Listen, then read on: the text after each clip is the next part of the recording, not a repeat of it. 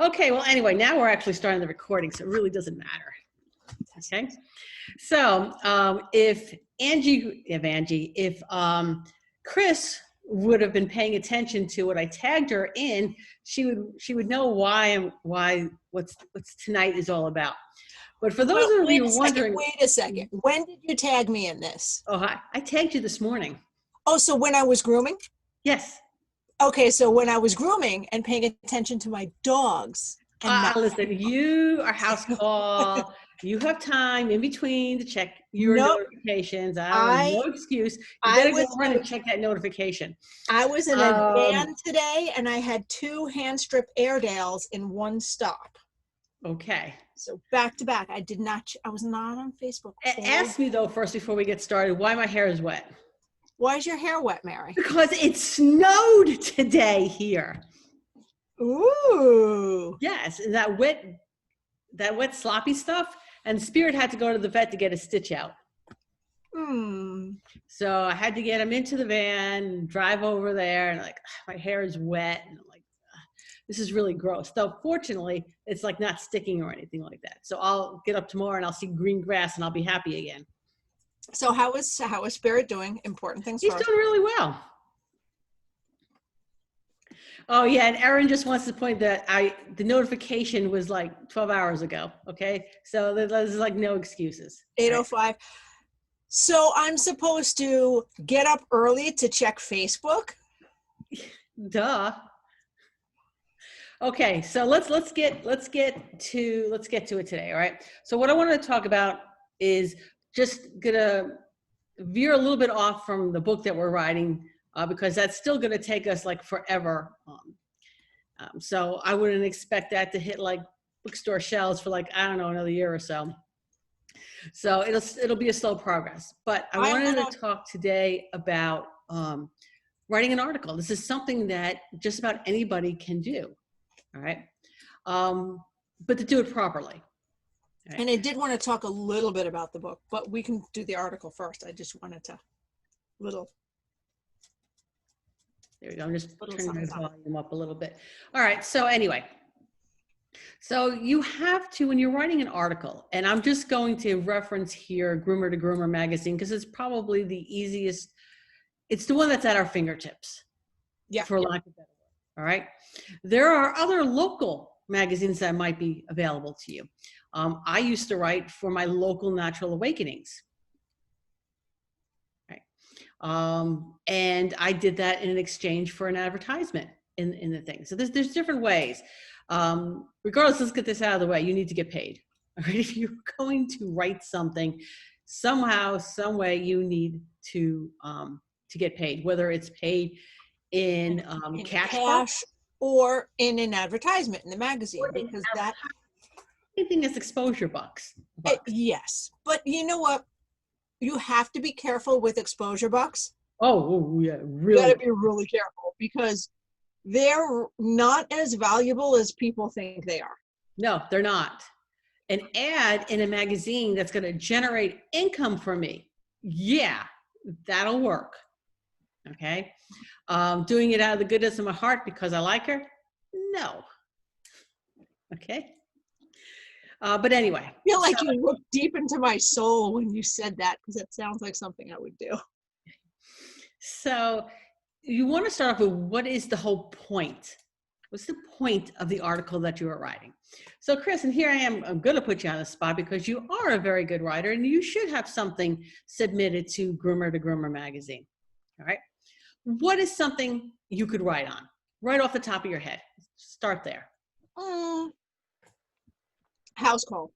Why you would want to do a house call. Okay. And potentially how you could still do it safely in the world we live in now, which is actually kind of like almost like 2 articles there. Okay. Yeah. So pick one, because you want a topic on an article. You don't want to talk about 18 different thousand things. You want a single topic. So Chris, what is your single topic? Why you would want to learn how to do house call. Why Why house call groomer? Why you should be a house call groomer? How about why you should be a house call groomer? That's And that another doesn't title. necessarily mean full-time house call groomer. No, no, no. Don't make this more difficult than it is. Mm-hmm. All right. Your title of your article needs to be very clear, very vanilla, very, very plain. It's really not a place for cutesy titles. Yeah. So I always tell people, be careful with cutesy titles. There's a reason people read articles. If you read anything in the newspaper, they don't put a cutesy title up. The title of the article is exactly what the article is about. Mm-hmm. Okay. Save cutesy things for blogs. We'll do another one of these on blogs, right?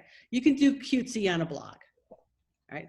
But you're writing for an article, you're writing for a professional publication, all right? Now, I've noticed that titles for classes can be a bit more cutesy, because when you're looking to sign up for a class, there is also a description. So you need a title that grabs their attention and makes them even want to read the description. It still has to be to make them want to go to the class. It still has to be what the class is. Oh, yeah. Well, yeah. Okay. So you can't have a cutesy title and it have no real relation to what exactly you're teaching in the class. Okay. So I prefer titles that offer clarity. Okay. Also think when articles go in, whether in the publication or anything like that, there's SEO that goes along with it. And how people search for information. They're not searching cutesy titles. They're asking a question into the search bar, all right? And if the question that they're asking is, how do I become a house call groomer? You want house call groomer is the title, so it's in that first 15 words. It's gonna show up easily, a little easier in search engines than if you just throw a cutesy title up. Now, Mary, back up. For those people who didn't catch the abbreviation, you said SEO, that is search engine optimization? Correct. Okay, and why I'll just do a quick primer on that. Yep. All right. It is how the search engines like Google find things on the internet. All right.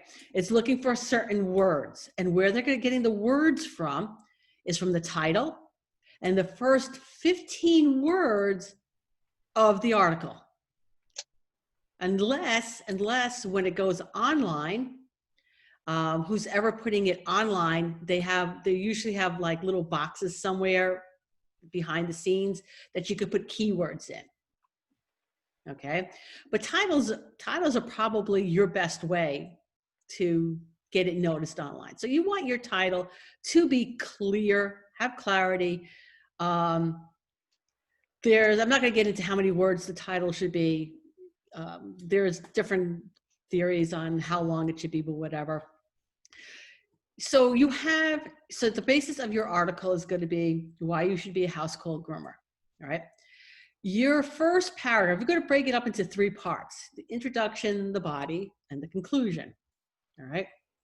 So your introduction has to be, you're going to tell them what you're going to tell them. Okay. You're going to tell them, but the first opening paragraph, that's the hook.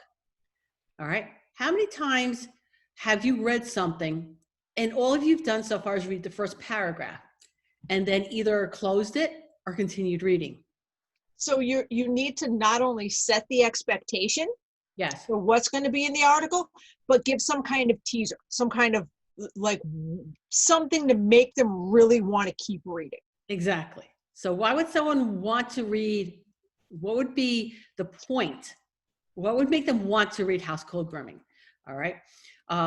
So what attracts people and wants people to read more is there's a couple of things. Okay. One is you're going to tell them how to make more money. You could tell them how to make your life easier. You're going to tell them how to find the love of their life. You could tell them how to lose weight. All right. Those are it. That's what people want.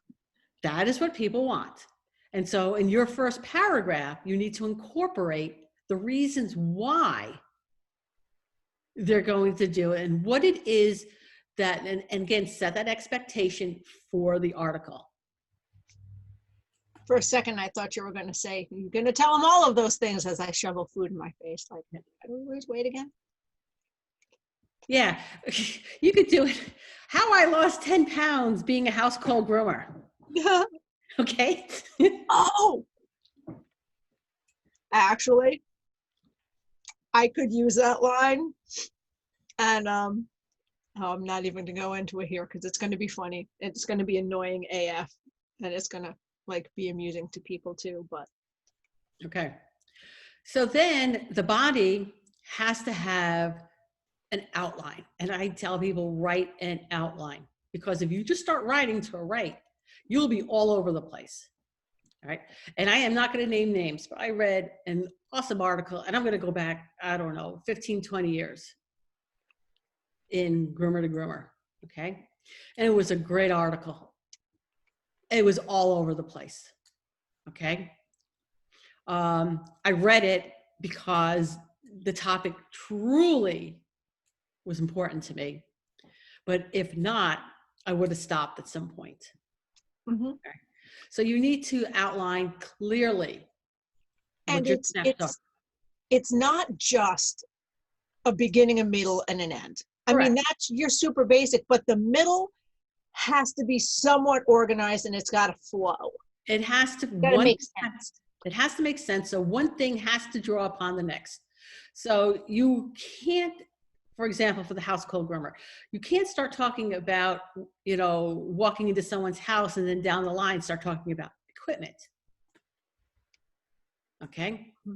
So you have to set how you want the information to flow in there. And you have to read it again and again, and then save it, close it, go to sleep, and read it the next day. Yeah. What I would always do is I would actually print it out and I would read it out loud. Mm-hmm. Because you will be surprised when you're reading it, all the errors you will catch. Okay. And then your conclusion is a summary, right? So basically you're telling them what you just told them. All right. It has to tie back to your first paragraph. So the point that you made in the first paragraph, you need to make that point again in the conclusion. And having someone proofread it, not a bad idea. Seriously. A fresh set of eyes will catch an error you read 3 times, and because you know what you intended, yep, you'll read it the way you meant to write it. Not necessarily, especially if you misspell something. Yeah. Because let me tell you, spell check only works if it gets the correct word. Correct. If you spell close enough, yeah. There are online software, and I'm going to have to think about the name of it. Grammarly, that's it. Grammarly, where you can upload whatever it is you write to Grammarly, and they will go over it, and they will tell you what reading level that the article is on. And you want to shoot basically for like 5th to 8th grade reading level. That's fascinating. I did not know that. Yeah, because but it'll actually, you can have it go over and it'll tell you what reading level your work is. And it'll tell you sentence structure, all that good thing. It's not free. But when I was writing regularly for Groomer to Groomer, I most certainly had that because it went through a lot. It caught a lot of mistakes.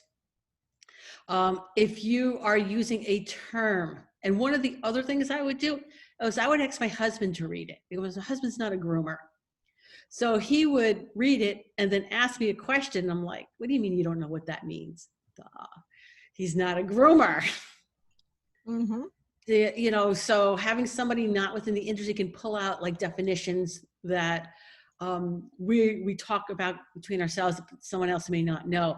And that can be important to like a new groomer who is reading this and has not been in the industry long enough to maybe know some of the slang or the shorthand or anything like that.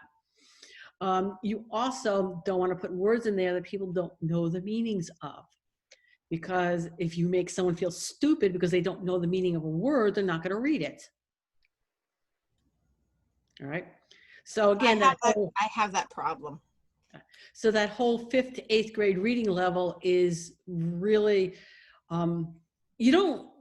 this is not a dissertation. All right. You don't want people, doing like the college thesis on this. All right. It's an article. You're giving information. You want people to read it, understand it, and apply it to their life. Mm-hmm. So, and then submitting it. All right. If you're submitting to Barkley, that's Rebecca@barkley.com. However, I will going to tell you, you submit something, if you submit something that needs a lot of editing, it'll never see the light of day. Because they have enough on their plate. They have enough on their plate. They don't want to have to go in-depth edit your thing too. No, and they won't. They'll just toss it. They'll say, that's really nice, and then toss it. Okay? So make it easy for them. Make it easy for Rebecca to put your article in the magazine. All right? So that's going to start with something that is pertinent to the grooming industry. All right? Is well written and pre-edited. All right? We all know, we all have a friend. I guarantee you. We all have a friend who is a grammar Nazi. Off the top of my head, I can list 3. I married mine. Okay. That you can say, hey, I'm thinking of submitting this to Barkley. Can you proofread it for me? Let them proofread it. Okay. So, and then again, your local, look around for your local, look at what it is you want to get out of writing. All right. So Angie has an idea for your article. All right. Mm-hmm. Because if they do house call to lose weight, find the love of the life at the same time too. So, I mean, you could hit like 2 while making more money, 3. They'll be pissed off when the weight they lose is extra product and stuff they don't need to carry into the house.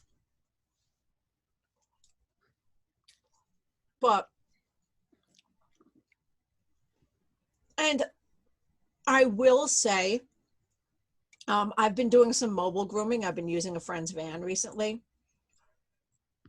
And what I miss is the more personal connection that you get with house call. I mean, you still can get that with mobile, but especially now with the pandemic and everyone's kind of like, that you don't want to be in their house too long. And it's as opposed to if you're there and grooming the dog and chatting with them while you do stuff, it's such a much deeper connection. You get to know your customers better. You get to know the dogs and the family. And I miss that. I feel like I'm like, okay, let's get to the next appointment. All right, here's your dog. Thanks. Got to go clean the van. Bye. Okay, so unless anyone has some questions they want me to answer while they have me here on this, type them in. If you're watching this later, because this not only is going to go up to YouTube, it's going to live in Pet Groomer Town Hall. So you can always tag me.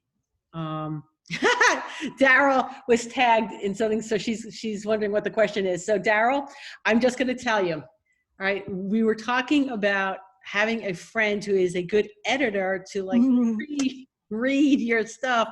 And seriously, I have to give a round of applause to Daryl. Didn't Daryl, free advertising, didn't Daryl have something to do with editing on this lovely book? House Call Grooming? A Practical Guide to House Call Grooming. Yeah, she's edited. By Laura Savello Hurd, yeah. She's edited the Mobile Groomer's Bible. She's also edited, oh my God, when I first started to write for Groomer to Groomer, it's like every couple of weeks, Daryl, can you please read this for me? And she was so gracious about it. So Ashley wants to know, groomer Nazis are good editors, either or. I'm just going to say either or. And somebody who likes you and who's willing to do that for you. Yes. Yes. I did want, since we try to keep this to a half hour. Yep. Even though I was about 2 minutes late, I wanted to say something very briefly. Because someone was kind enough to bring something to my attention. And I wanted to address it because something came across that was not my intent at all. And I was like horrified into a coma. All right, before you do that, yes, I want to make this point right here before you get started. Again, this has to do with writing as well too. We know what we mean, and we expect other people to know what we mean. And that's not always the case, which is why I always had my husband proofread my stuff and somebody in the industry proofread my stuff, because they catch things that and with this, it's doubly difficult because we're discussing something, but the people who are listening to our discussions have not read what we've written about it. So while the written thing might explain it better, or it may get explained better, all they catch is what we're saying. So I wanted to go over something, and I also want to have a confession. I'm a geek. I'm a complete and utter geek and nerd for certain topics, and one of them is folklore. In general, even if it's folklore that I've never heard about, I actually have like an online course in Japanese folklore and stuff that's coming up that I'm all excited about. Anything related to folklore and fairies, I will geek out about. So when I say, and when I'm talking about red caps, and I know exactly, I'm referring to something that's a few hundred years old, and when we're bringing that character into modern day, and I'm picturing a character who is apolitical, who wants to stir up trouble, and who wants to use a symbol to stir trouble among the humans and to cause division, there is an obvious symbol he's going to use if this particular fairy creature has always worn red headgear. And in hindsight, I can see how that might get taken, because I'm a geek and because I know my character's intent. It was completely innocuous. But if anyone took it to say I was implying negative things about people who wear red hats, that was absolutely not the case. It wasn't at all. And Mary, it gave me an idea for another character to balance him out that I think you'll find funny. Okay, that's good. You want to hear about it now or no? As we continue fleshing out some of the characters of the book, and at some point, once we get our characters fleshed out, we'll do that outline, that timeline, so that we can kind of stay on point and not like veer off. Yeah, because right now I'm just having that, oh, this is great, and this is great, and this is great. And I need to, we need the outline so I know where or if these brilliant, supposedly, because ideas of mine plug in. But no, I was not comparing anyone to these evil murderous creatures. I was saying that these evil creatures were co-opting this and using it for their own means. So if anyone took that poorly, I really apologize. That was not my intent. All right. Erin's question is Groomer to Groomer the only groomer magazine? No, I don't think so. There's like Pet Age. Pet Age, but that's more but here's owner geared. No, more And pet. there's also Grooming Business Magazine. Is that the title? You know what? I'm not certain, to be honest. But I just have a whole lot of experience since I was for several years a columnist for Groomer to Groomer.